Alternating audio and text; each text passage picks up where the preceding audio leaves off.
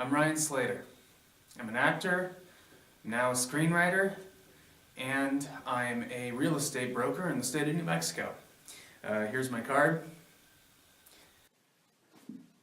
And then is this guy. This is Whistler. He's basically my son, and he's the love of my life. I actually wrote my my whole screenplay about him. This is it. That's my screenplay. Sort of how you start out, you know, boarding it out, and all the individual scenes. There's 40 different scenes there, and this is what it became.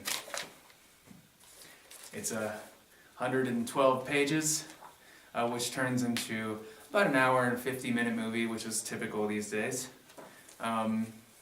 It's a great script. I've never been more proud of anything in my entire life. Last year I ended with the best year I've ever had.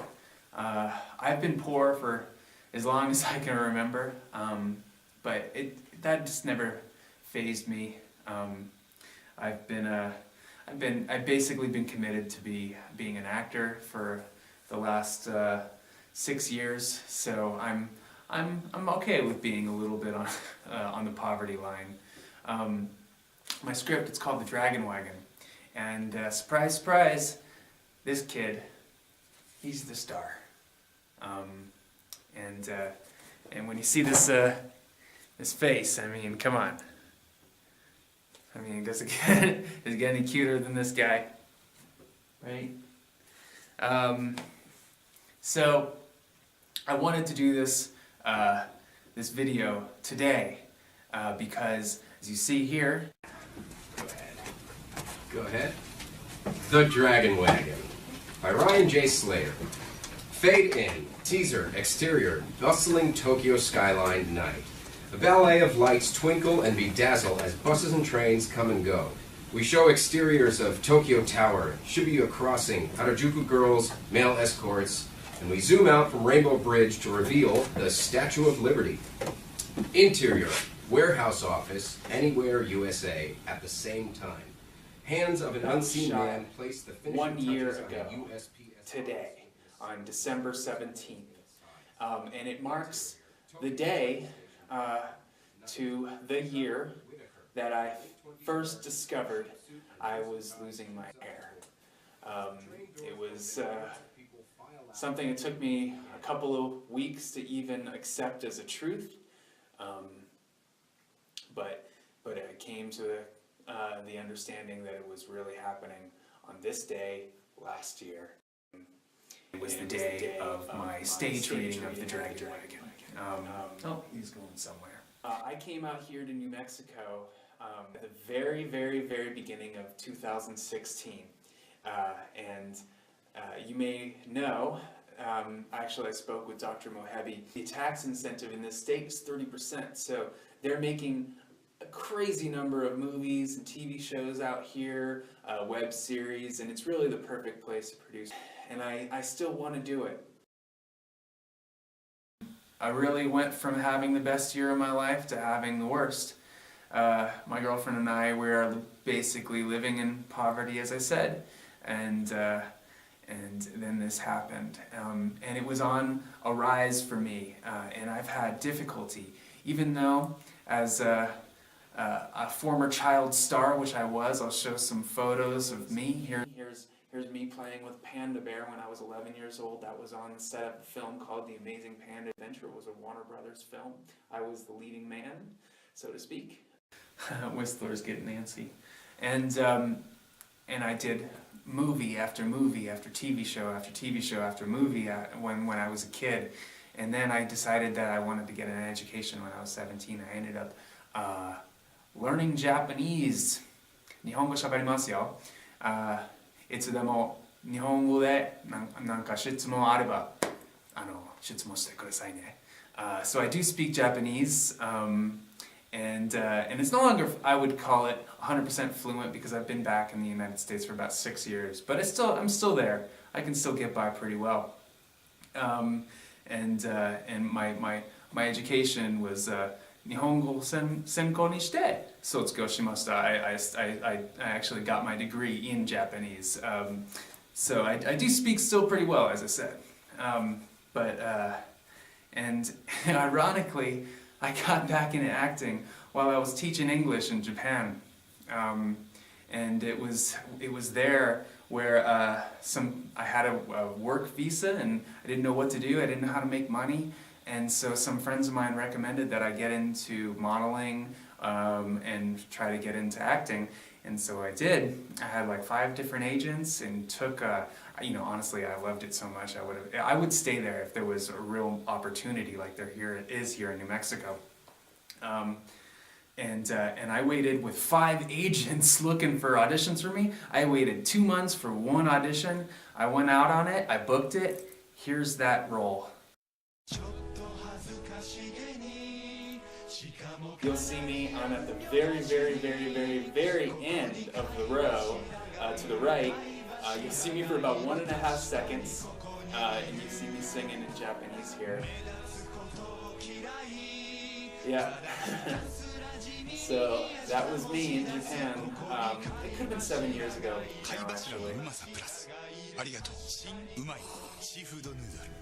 So this was really going to be a great thing for me coming out here to New Mexico, because there's so much opportunity, and I really have a chance to shine, and I was looking forward to it. I wasn't sad about leaving LA, honestly. I was ecstatic to come here, and then it all fell apart on this day last year, at the end of the best year of my life, and now I don't know what to do. Sometimes, I had depression as a teenager, and I spent 6 months in UCLA medical extension, 3 months inpatient, 3 months outpatient. Plus, that was followed by 2 years of biweekly therapy plus medication. So I definitely am familiar with depression and emotional disorders. And I'm going through that again, which is really strange, because I was really the most confident young guy. I'm 33 now. I could have talked to anybody. I could have just gone up and approached someone about a job opportunity or a pretty girl. It wouldn't matter. I've never been. I don't think I've ever been a jerk about it, but I've been very comfortable with how I look and how and where I was going in life, and excited about my life until this day last year, 2015. And really, I've been perfectly fine and content with being poor up until the time where it was basically going to affect my not only my depression, which it's always there.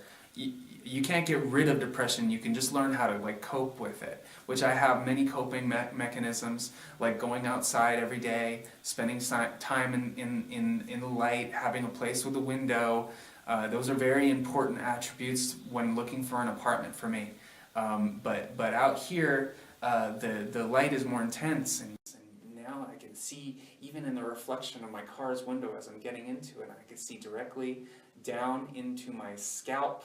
It's a greasy scalp, and I can see it in the intense light that we have here in New Mexico. And it gives me that sinking gut feeling. It's depression. For people who don't understand chronic depression, it's not so much an emotional feeling. It actually it can physically hurt. It can actually hurt to breathe. So it's affected me, not only my career here and my self-confidence that I need to be able to promote myself, to push myself as an actor. It's also affected me on a social level. I'm no longer comfortable going outside, which I need to do in order to stay confident and sane and happy. I can't do that. So here's a copy of my current bank account situation. That's the only account that I have that has any money in it. You can see I have less than $200 in it. As a real estate broker, I've just made my first sale. I was able to set up an amazing person. Not only is he a veteran, and he's able to get the best loan in the world, but he got shot in the neck in Afghanistan on his second tour and died. He literally died, not figuratively died, literally died on the battlefield, came back to life, died again in the hospital, and came back to life a second miraculous time. And he's a normal person. He's not like overtly religious or anything. He's just a normal guy who wants to like provide a nice home for his family. And because he has a low credit score for some furniture he bought at a furniture store here called Cons, he has a bad credit score and can't get a house for his family. He's a 26-year-old guy. He's got a beautiful baby girl, a stepson, and it's his dream to have a house with a place big enough, a backyard big enough for his son's trampoline, and to put his 2 kids through private school. I mean, I feel like I'm doing something noble here in New Mexico. I love it here. It's a wonderful place, really, with wonderful people, and I want to be able to give more, like I've been able to give to my current client, and he's already given me a referral. So I'm starting to make a little bit of money here, but now I'm just paying off bills, and I could never afford something like this that I need, and it really should be a part of medical health insurance because it is absolutely attached to my mental health. And they pay for therapy, which I'm currently going to, but they don't pay for something that, really, you pay for this, I won't need the therapy. I won't. I'm going to continue to go anyway because it's free and it helps me, but this is something I really need. And if you could choose me as your client that you would do your free surgery for, I promise you it will not go to waste. I promise you that screenplay, The Dragon Wagon, will get produced. And you will have a special thanks, Dr. Mohebi. I implore you, please help me. Please. Thank you so much for listening.